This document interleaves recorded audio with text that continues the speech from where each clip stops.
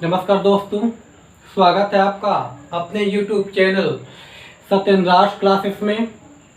जैसा कि आपको मालूम है, अभी इस समय हम इस पे साधारण ब्याज के क्वेश्चन सॉल्व करा रहे हैं। साधारण ब्याज के क्वेश्चन सॉल्व करा रहे हैं, ठीक है। इसके टाइप हम कुछ बता चुके हैं, तो आज हम इसके कुछ जो टाइप्स होते हैं उनको लेकर के चलते हैं, ठीक है। जैसे कि पहला क्वेश्चन है, हम आपके सामने लिख रहे हैं। क्या होता है, कंडीशन अप्लाई होती है, फर्स्ट टाइप बताते हैं कौन सा। क्या होता है, जब दो समयों पर मिश्र धन भिन्न हो। जब दो समयों पर मिश्र धन भिन्न हो, यानी जो दो समय दिए हों और उन पर जो मिश्र धन हो वो अलग अलग हो, तो कैसे सॉल्व करते हैं, ठीक है। जैसे क्वेश्चन लिखते हैं, इसे क्वेश्चन लिखा है, कोई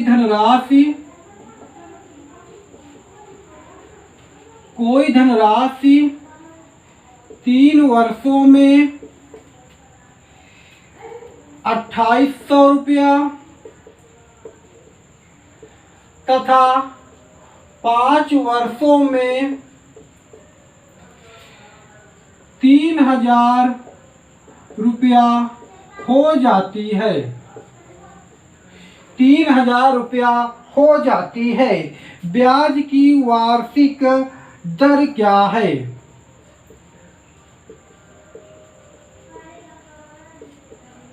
ब्याज की वार्षिक दर क्या है, ठीक है। देखो यहाँ पर जो समय है वो क्या है, अलग अलग है, दो समय है, और जो मिश्र धन है वो क्या है, अलग अलग है। ये देखो भिन्न भिन्न है, तो क्या करते हैं, कैसे सॉल्व करते हैं, चलिए देखते हैं क्या होता है। देखो क्या होता है, 3 वर्षों में कितनी हो जाती है, 3 वर्षों में ये हो जाती है 2800।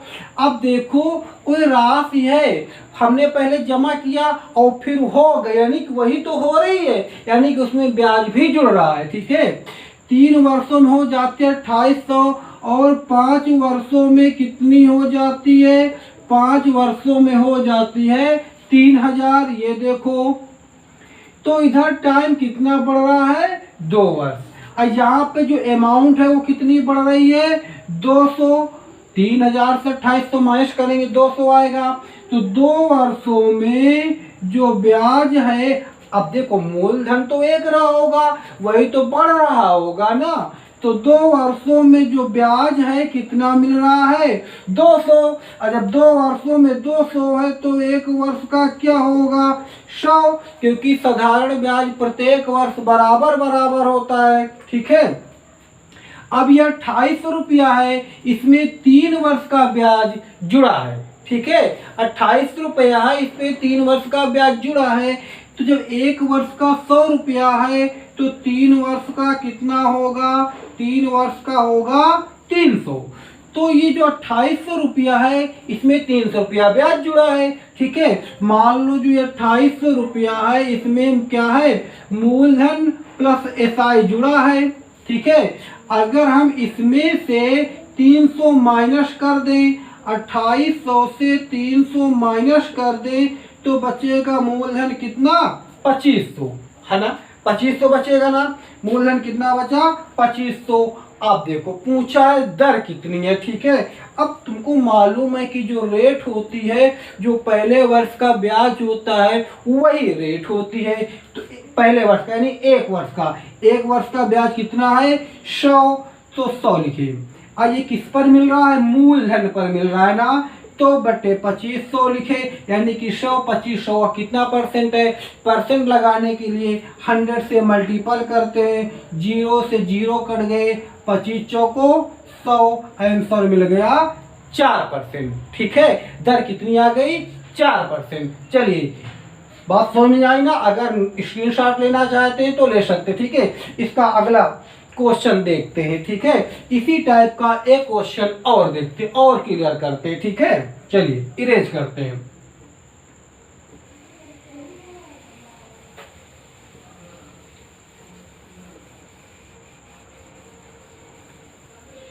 देखिए अगला क्वेश्चन है, ठीक है। लिखा है कोई राशि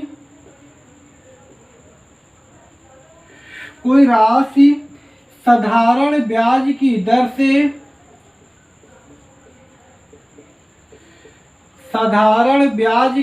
से चार वर्षों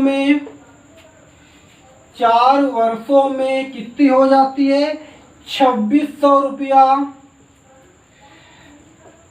तथा 5 वर्षों में, हाँ 5 वर्ष है, 5 वर्षों में 3000 रुपया हो जाती है, तो ब्याज की दर क्या होगी। तो ब्याज की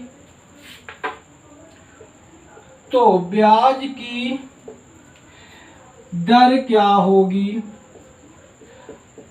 आई होप समझ में आ गया होगा, कर लेंगे, लेकिन एक बार और बताते हैं, ठीक है। देखो यहाँ पर लिखा है 4 वर्ष, इसकी अमाउंट कितनी हो जाती है, 2600। यहाँ पर लिखा है 5 वर्ष, कितनी हो जाती है, 3000। अरे इधर कितना बढ़ रहा है, 1 वर्ष, इधर कितनी बढ़ रही है, 400। यानी क्वेश्चन तो यही है ना, देख लेते हैं। हाँ ठीक है, तो क्या 1 वर्ष में कितनी बढ़ रही है, 400।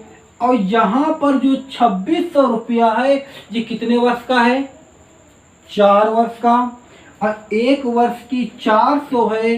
अगर 1 वर्ष, ये वाली बात समझ आई ना, इधर 1 वर्ष अंतर है, इधर 400 अंतर है, ठीक है। तो 1 वर्ष का 400, 1 वर्ष का 400 है, तो 4 वर्ष का कितना होगा, 400 गुणे 4 कर देंगे, आ जाएगा 1600। इसका मतलब इस पे 1600 रुपया ब्याज आएगा, ठीक है। तो अगर हम इससे 1600 माइनस कर दें, 2600 से 16 माइनस कर दें, तो बचेगा 1000।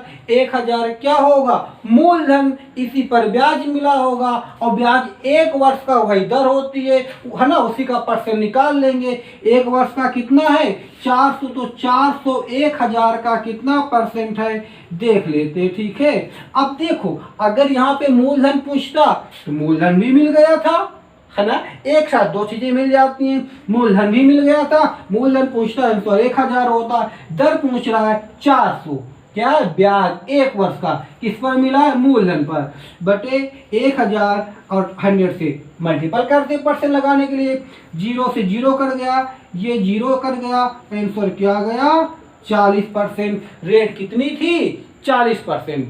आई होप इस टाइप के क्वेश्चन आएंगे एग्जाम में, तो बेझिझक बिना किसी हिचकिचाहट के तुम सॉल्व कर लोगे, ठीक है। कोई दिक्कत हो कमेंट्स करके बताइएगा, सलूशन फिर से बताएंगे, ठीक है। अब देखते इसका अगला टाइप।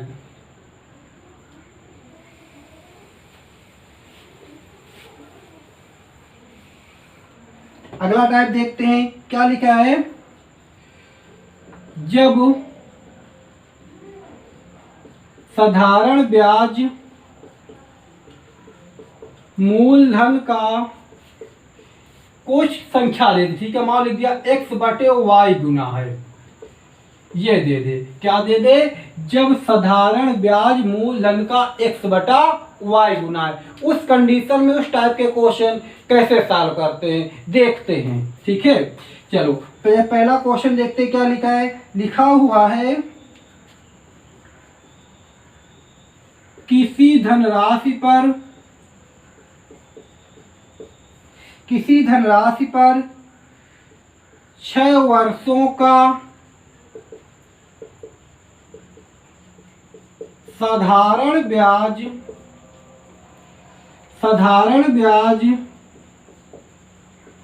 मूलधन का 9/25 गुना है,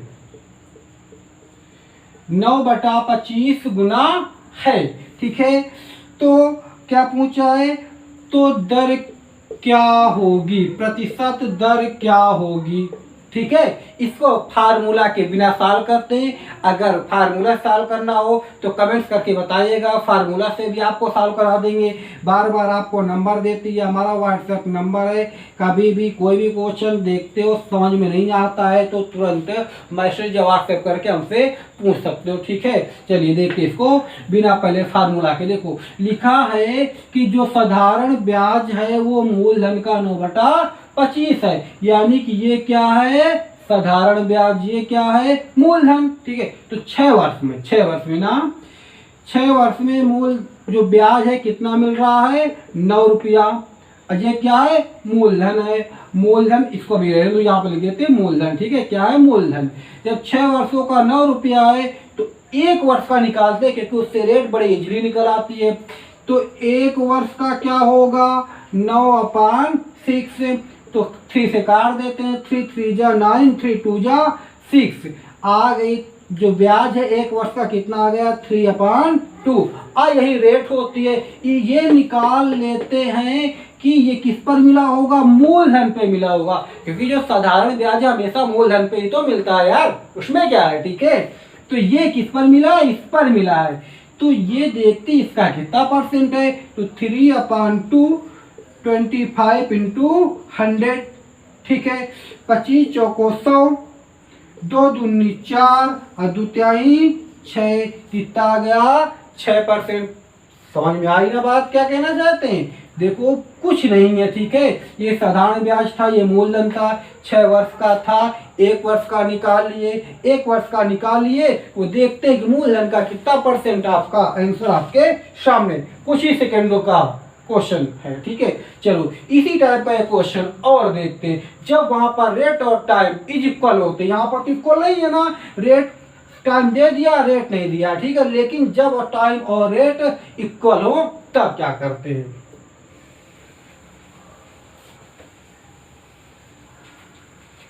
चलिए देखते क्वेश्चन क्या है। लिखा है एक धनराशि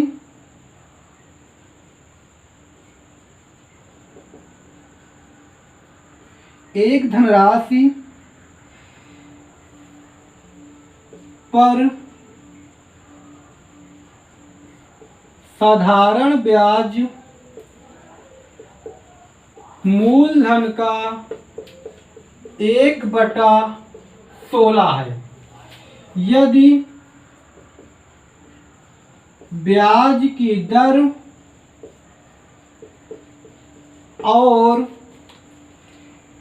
समय के संख्यात्मक मान बराबर हों तो ब्याज की दर क्या होगी।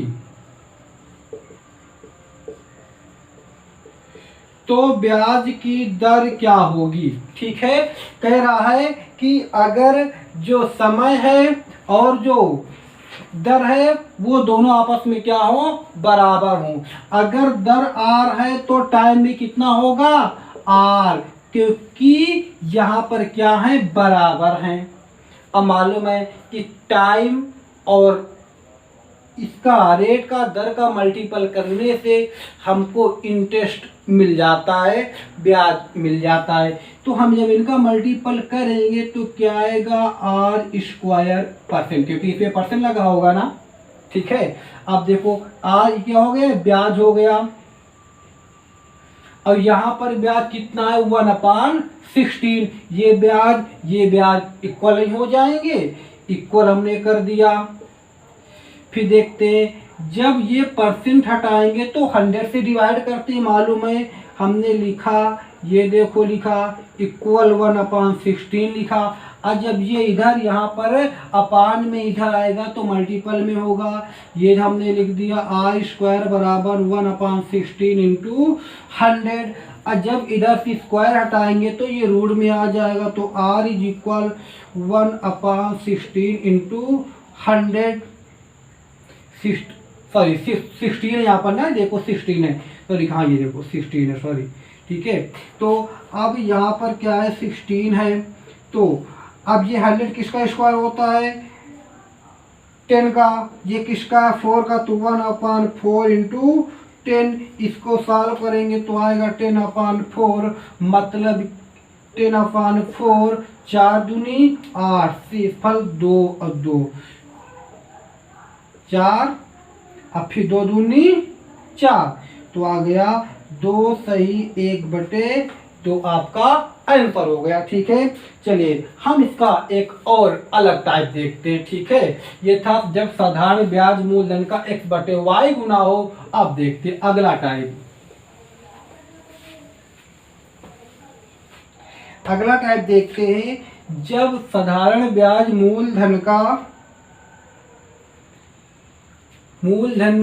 जब साधारण ब्याज मूलधन का x गुना हो। ठीक है, अभी था रेशियो में था, अनुपात में था, फ्रैक्शन में था, अब है यहाँ पर एक सिंपल संख्या में x गुना हो। क्वेश्चन क्या कहता है? 1 मिनट, क्वेश्चन क्या कहता है देखते हैं। क्वेश्चन ये लिखा है,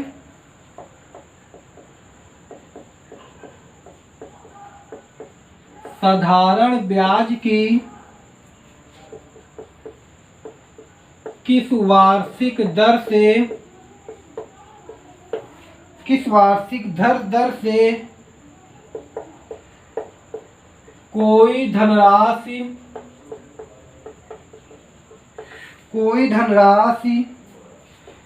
8 वर्षों में स्वयं के दुगनी होगी। कितनी होगी? स्वयं की दुगनी होगी। कितने वर्षों में? 8 वर्षों में। मतलब कि अगर हम 100 रुपए जमा करेंगे तो कितना मिलेगा? दुगना, 200। 100 जमा किए थे, ये जमा किए थे, इतना हमको मिला, तो ब्याज कितना मिला है? 100 रुपया। और 100 रुपया कितने वर्षों में मिला है? 8 वर्षों में मिला है। 1 वर्ष का निकालेंगे ना, ठीक, जब 1 वर्ष का निकालेंगे, ये 8 वर्षों का कितना है? 100 रुपया। 1 वर्ष का निकालेंगे, जब 8 वर्ष का 100 रुपया है, तो 1 वर्ष का कितना होगा? 100/8। 1 वर्ष का इतना होगा। और मूलधन कितना था? 100 था। ठीक है, तो ये ब्याज हो गया।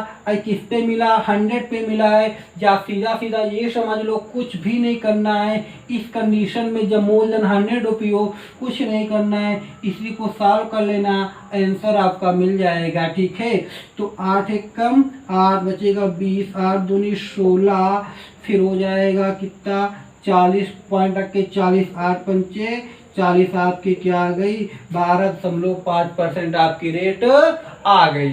ठीक है ना? आई होप समझ में आ रहा होगा।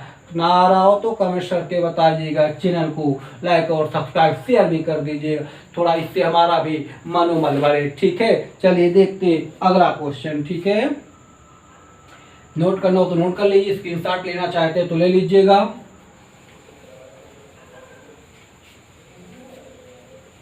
जो ये क्वेश्चन बता रहे अक्सर एग्जाम में पूछे जाने क्वेश्चन है, सारे क्वेश्चन पूछे गए हैं। ठीक है, हम सर्च करके इसको एक जगह ढूंढ करके लिखे जो सारे क्वेश्चन एग्जाम में पूछे गए। ठीक है, अक्सर इस टाइप के क्वेश्चन एग्जाम में पूछते हैं। ठीक है, अगला क्वेश्चन देखते हैं। यदि कोई धनराशि इसी टाइप का, यदि कोई धनराशि 25 वर्षों में तिगुनी हो जाए,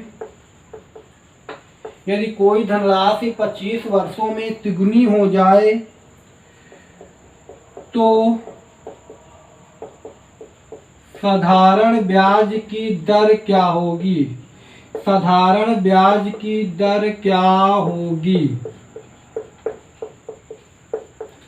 ठीक है, साधारण ब्याज की दर क्या होगी? अब देखो इस पे क्या है, कितने वर्ष हैं? 25 वर्ष। अब कितनी हो रही? तिगुनी। यानी कि हम 100 रुपए जमा कर रहे हैं तो कितनी मिलेगा? तिगुना, 300 मिलेगा। अरे भाई 100 रुपये जमा किए, कितना मिला? 300 मिला। तो ब्याज कितना होगा? 200 ब्याज होगा कि नहीं? और कितने वर्षों में? 25 वर्षों में। ब्याज में समय से डिवाइड कर देते तो रेट निकल आती है। कब? जब मूलधन 100 हो तब। तो 200 में 25 से डिवाइड किए, 25 अट्ठे 200, रेट आ गई 8%। ठीक है। अब अगली वीडियो में इसके जो और भी टाइप के क्वेश्चन है वो लेके आते हैं, फिर हम आपको इसकी टेस्ट सीरीज करवाते हैं, सॉल्व करवाते हैं। ठीक है। आप मैथ से बिल्कुल भी ना घबराइए, बिल्कुल भी ना डरिए। ठीक है। मैथ तो हम हकीकत रियली बताता नहीं, हम आपको बता रहे हैं। ठीक है। पीजी करने के बाद भी जो ये मैथ है हमें इसमें न्यूमरेटर और डिनोमिनेटर तक नहीं आता था। ठीक है।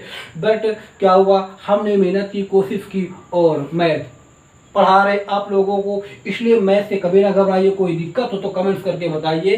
ठीक है। धन्यवाद।